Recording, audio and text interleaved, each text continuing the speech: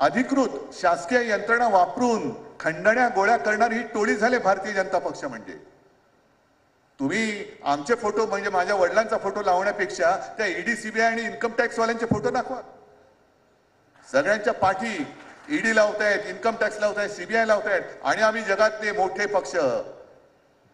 कारण माझं तर मी प्रत्येक वेळेला आव्हान देतो, सगळ्या सरकारी यंत्रणा बाजूला करा आणि निवडणूक घेऊन दाखवा, बघा लोक काय करतात तुमचं। आणि दिवस सगळ्यांचे सारखे नसतात। आतापर्यंत तुमचे अच्छे दिन होते भारतीय जनता पक्षाचे आणि मोदीजी जे सांगत होते 14 साली अच्छे दिन आएंगे, आता अच्छे ने आता सच्चे दिन आएंगे। आता खरे आपलं राज्य सुरू होतंय। कारण आपण सगळ्यांचा अनुभव घेतला, अगदी काँग्रेसचा अनुभव घेतला। आपल्याला म्हणजे मलाही असं वाटलं होतं की हिंदुत्ववादी आहेत, देशासाठी काहीतरी करतील, पण देशासाठी काहीच केलेलं नाही। त्या सत्यपाल मलिकांच्या घरी सुद्धा धाडी टाकल्या। या सत्यपाल मलिकांनी जो एक बॉम्बस्फोट केला होता पुलवामाच्या बाबतीमध्ये, त्याला उत्तर कोणी नाही दिलं। मग त्यांनी उघड सांगितलं की तो जो आपल्या लष्कराचा ताफा पाठवला जात होता तिकडे, हे राज्यपाल होते काश्मीरचे, त्यांनी सांगितलं की हा सगळा ताफा जो आहे तो हवाई मार्गाने पोहोचवला पाहिजे। नाही दिलं त्यांना बनवून।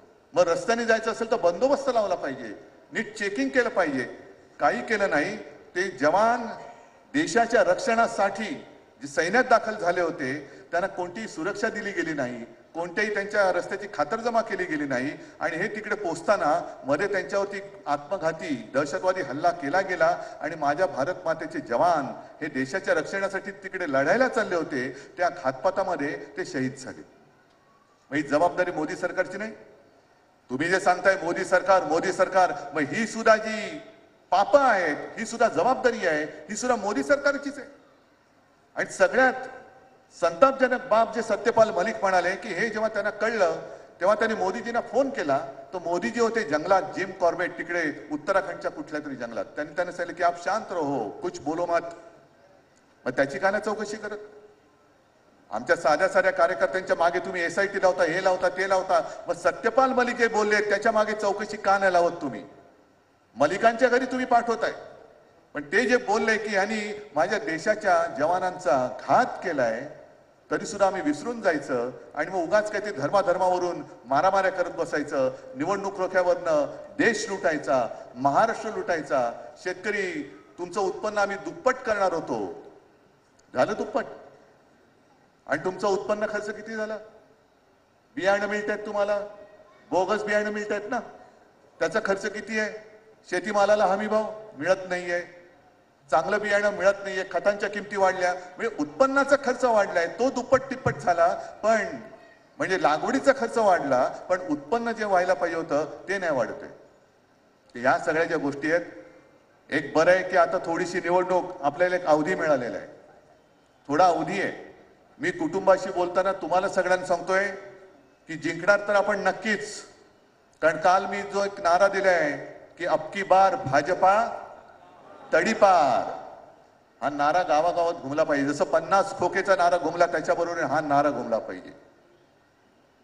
नुसतं जाऊन प्रचार करणं, मी प्रचार सभेला पुन्हा येणारच आहे, पण तुम्ही सगळे जे कुटुंबीय आहात त्यांनी या मोदी सरकारच्या ज्या काही थापा आहेत गेल्या 10 वर्षातल्या, ह्या गाव वाड्या वस्त्या पाड्यांमध्ये जा, बांधावरती जा आणि तिथल्या महिलांना समजून सांगा की बघा कसं फसवलं जातंय।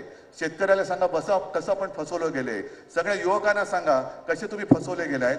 आणि यांचा एकदा हा खोटेपणाचा बुरका फाडला, मला नाही वाटत मोदीजी काल म्हणालेत की विरोधक 2029 मध्ये अडकलेत, म्हणजे त्याला 24 ते जिंकले असंच वाटतंय, पण 2029 मध्ये विरोधक अडकलेत, आम्ही 2047 साली पण येणार आहोत।